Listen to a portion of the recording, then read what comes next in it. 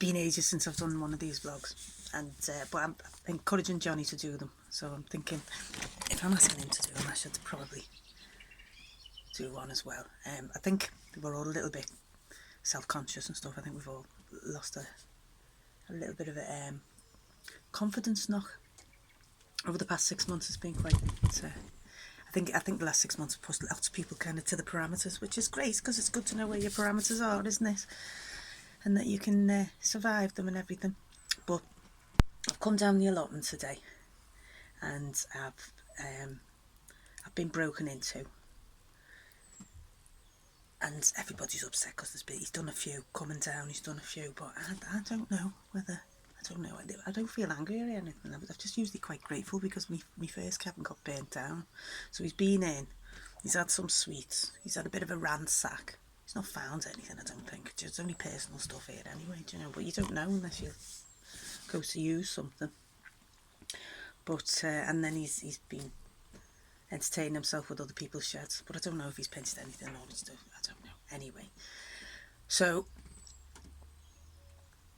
I'm trying to kind of use it as a learning experience. What's the lesson here? Where's the growth? So I've been doing a little bit of Wim Hof and thinking, because I'd automatically add shift to, oh no, it's all right, relief, do you know, that it's not much worse. But what's the actual feeling? And I'm thinking, I find it difficult to feel angry. But what I tend to feel is hard done to, and I'm not hard done to, so I don't like that. So I've been kind of leaning into that, because all of this throughout the past 12 months it's all been an opportunity to explore and grow, hasn't it? That's certainly how we've seen it as Rococo. And as I came out, there was 3 sparrowhawks, and last year there was she had 2 chicks, and now I think she's brought them back, and I don't know why they do that. Surely they'll all compete, but these lovely little birds that you can hear in the background don't stand a chance. They really don't. So they're flying down, get yourselves away, go on.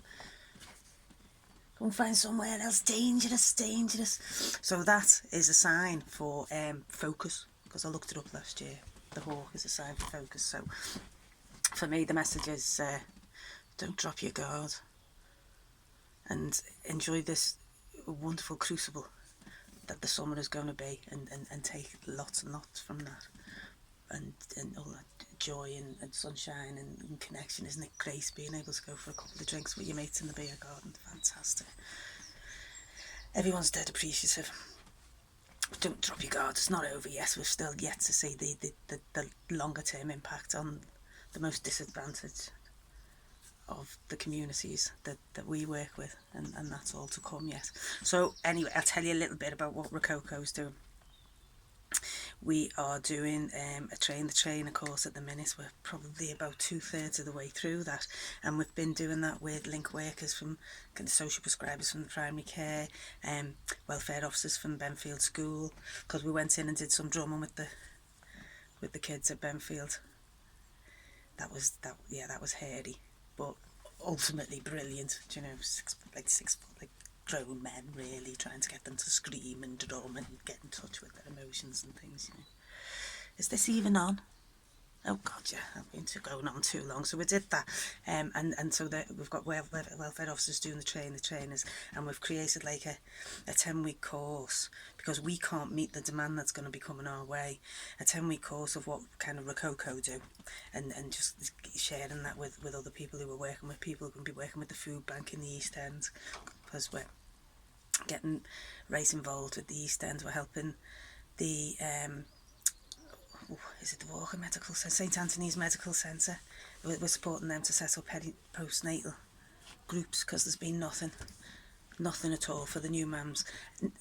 Recently there's been some groups that you can pay for, but if you've got nothing, then there's, you know, it's been a period of great kind of isolation and disconnection for new mums. So hopefully working with Kids Cabin in Walker, and doing kind of a drop-in, because the mums haven't been able to get the bairns weighed or anything, so the health visitors are supporting us by bringing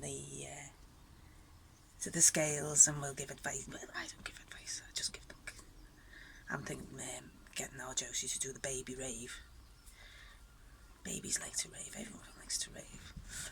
Advice on weaning and stuff like that. So just bringing mothers together to connect with each other. I know that the governments talk about, let pump loads more money in mental health hubs, more specialist services that only serve 1% of the community, when in reality the community just needs connected. It needs people can look out for each other, and you're missing 99% of the people that need the service by just ploughing money into specialist services. You need to support an infrastructure within community where communities can offer each other support in environments and situations that they are acutely aware of because they're living in them. Anyway, we're doing that. What else are we doing? I've got something written down here. The students are coming back in on Thursday. Absolutely delighted. So people are coming in for 2 hours in a bubble. So it's anticipated that the people in that bubble will ultimately support each other. You know, we've got to future-proof it in case there's another lockdown in the winter. There might be. You don't know. So Shirley, come here. Stay in here. There's high expressed emotions out there. Someone's lost at least a trowel. Come sit down. I forgot what I was talking about now. Yes, the students coming back, so they're doing an hour on the kind of connection floor where if they need welfare rights advice or advice on housing or domestic violence or anything like that, we can kind of bring people in or support people with that, doing their well-being plans, just sitting having a cup of tea with people. People have been out the game a long time. I've heard a couple of terms. What was it? Are you socially fit? And do you have re-entry anxiety? Do you know, people have been out the game. People have forgotten how to kind of socialise and behave and be around people and communicate. And I think that's where a lot of us have kind of lost confidence. Even those of us who've been around other people, constantly ruminating on whether you've said the right thing or whether you sound like a dick or, you know, that kind of thing. Yeah. So people have got to spend a period of time now kind of interacting and stuff. And an hour on the healing floor where we'll get them screaming and chanting and shaking and drumming and having a laugh, dancing, having a dance. Yeah. So that starts on Thursday and people are going to be coming down with Bubbles Base.